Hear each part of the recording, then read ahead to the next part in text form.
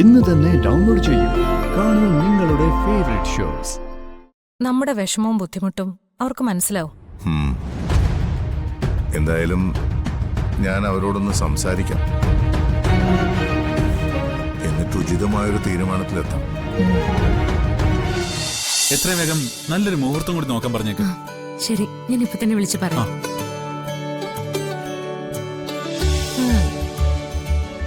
നല്ല മുഹൂർത്തം നോക്കി ചടങ്ങ് നടത്താൻ പോവാണ് എല്ലാരും കൂടി. മുഹൂർത്തം കൊണ്ടിങ്ങി വരട്ടെ, എല്ലാം ഞാൻ ശരിയാക്കി കൊടുക്കാം.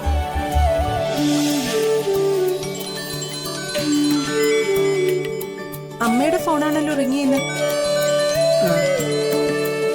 അച്ഛമോളായിരിക്കും.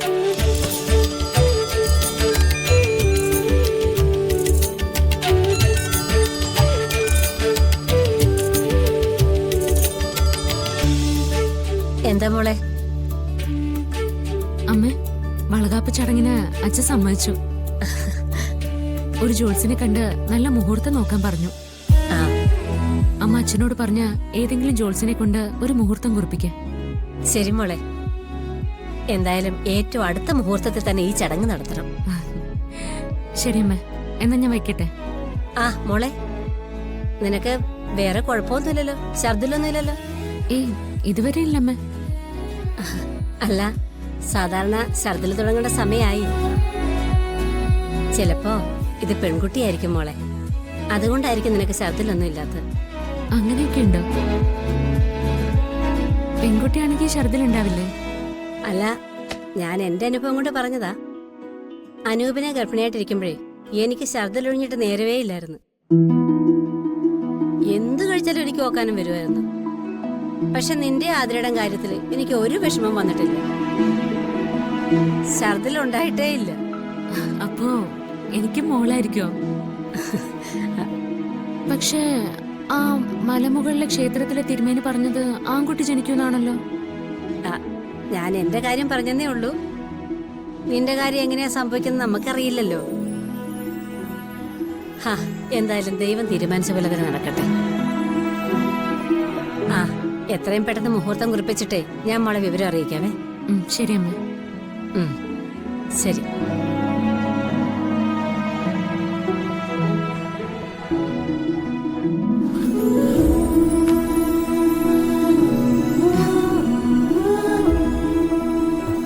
ഇപ്പൊ തനിക്ക് സന്തോഷമായില്ലേ? പിന്നെ സന്തോഷമില്ലാതെ വരുമോ?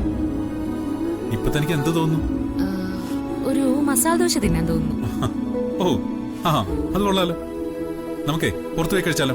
അത് വേണ്ട. പുറത്തു പോയാ നമ്മൾ എവിടെ പോവാന്ന് എല്ലാവരും ചോദിക്കും. മസാല ദോശ തിന്നാൻ വേണ്ടി മാത്രം പുറത്തു പോവാന്ന് പറയുന്നത് നാണക്കേടല്ലേ? എന്ത് നാണക്കേട്? ഗർഭിണിയായ ഭാര്യയുമായി ഒരു മസാല ദോശ കഴിക്കാൻ പുറത്തു പോകാനുള്ള അവകാശം ഭർത്താവിനില്ലേ?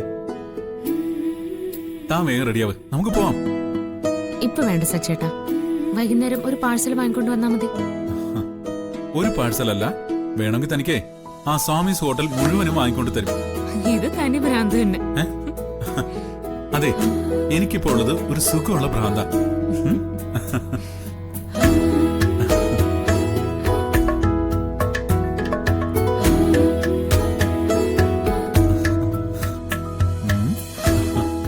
ഇതൊന്ന് കഴിഞ്ഞിട്ട് വേണം. എന്ത് കഴിഞ്ഞിട്ട്? അടുത്ത മസാല ദോശയുടെ സീസൺ തുടങ്ങാൻ. മസാല ദോശ സീസൺ 2. അങ്ങനെ ഓരോ വർഷവും ഓരോ സീസൺ. ഒന്ന് പോ സച്ചേട്ടാ അവിടുന്ന്. നമുക്ക് നോക്കാന്നേ.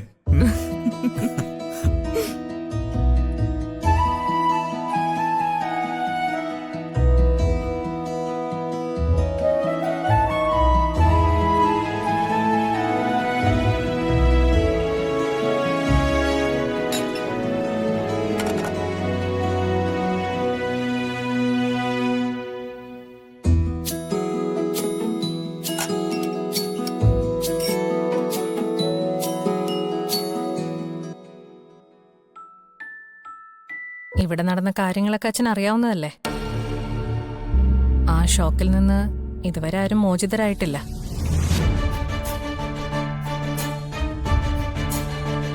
ഞാൻ പറയുന്നത് തെറ്റാണെന്ന് അച്ഛന് തോന്നുന്നുണ്ടോ? ഇല്ല, എല്ലാവരുടെയും വിഷമം എനിക്ക് മനസ്സിലാവുന്നുണ്ട്. ആ ജോത്സ്യം പറഞ്ഞതും വെറുതെ ആയിരിക്കില്ലല്ലോ. ദൈവത്തിന് പോലും ഇഷ്ടപ്പെടാത്ത ജന്മം അർച്ചന്റെ വയറ്റിലെന്നാ അദ്ദേഹം ഉറപ്പിച്ചു പറഞ്ഞത്. എല്ലാവരുടെയും മനസ്സമാധാനം നഷ്ടപ്പെട്ടിരിക്കുന്ന ഈ സമയത്ത് അവർക്ക് മാത്രം ആസ്വദിക്കാൻ ഇങ്ങനൊരു ചടങ്ങ് അത് വേണോ അച്ഛാ? എന്റെ നന്ദേട്ടൻ കിടക്കുന്ന കിടപ്പ് കണ്ടിട്ട് എനിക്ക് സഹിക്കാൻ പറ്റുന്നില്ല. സ്നേഹയാണെങ്കിൽ ഏത് നിമിഷവും എന്റെ അടുത്ത് വന്ന് കരച്ചിലോട് കരച്ചില്ല. ഞാൻ എന്താ അച്ഛാ ചെയ്യേണ്ടത്? ഇപ്പോഴത്തെ സാഹചര്യങ്ങൾ വെച്ച് നോക്കുമ്പോൾ ഇതുപോലൊരു ചടങ്ങ് നടത്താനുള്ള മാനസികാവസ്ഥയിലല്ല ഞാനും. എന്നാലും അർച്ചനയ്ക്കും വീട്ടുകാർക്കും ഒക്കെ ഈ ചടങ്ങ് നടന്നില്ലെങ്കിൽ സങ്കടമാവില്ലേ? അതിനേക്കാൾ വലുതല്ലല്ലോ അച്ഛാ നമ്മുടെ ഇപ്പോഴത്തെ അവസ്ഥ. അവർക്ക് കാര്യങ്ങൾ പറഞ്ഞ് മനസ്സിലാവില്ലേ? അച്ഛൻ തന്നെ അവരോട് സംസാരിച്ചാൽ മതി. നമ്മുടെ വിഷമവും ബുദ്ധിമുട്ടും അവർക്ക് മനസ്സിലാവും. എന്തായാലും ഞാൻ അവരോടൊന്ന് സംസാരിക്കാം, എന്നിട്ട് ഉചിതമായൊരു തീരുമാനത്തിലെത്താം.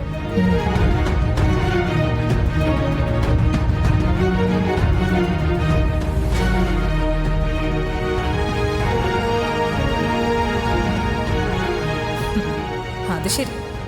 അപ്പൊ ഞാൻ ഇത്രയും നേരം വേദാന്തം ഓതിയതൊന്നും കിളവന്റെ തലയിൽ കേറിയിട്ടില്ല. സാരമില്ല, എന്തെങ്കിലും ചെയ്യാം.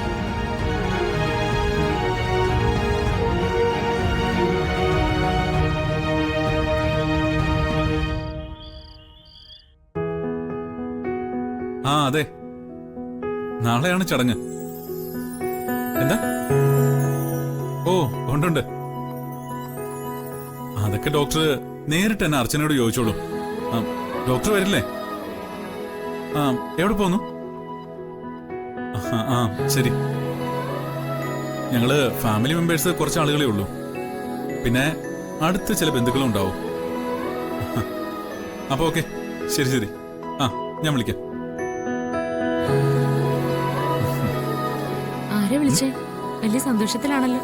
ട്രീറ്റ്മെന്റിന് നമ്മള് ആദ്യം പോയി കണ്ടൊരു ഡോക്ടറില്ലേ, ഡോക്ടർ ഷാഹിദ കമാൽ, അവരെ വിളിച്ചത്. അങ്ങനെ ഒരു ഡോക്ടറെ നിങ്ങൾ കണ്ടിട്ടുണ്ടോ?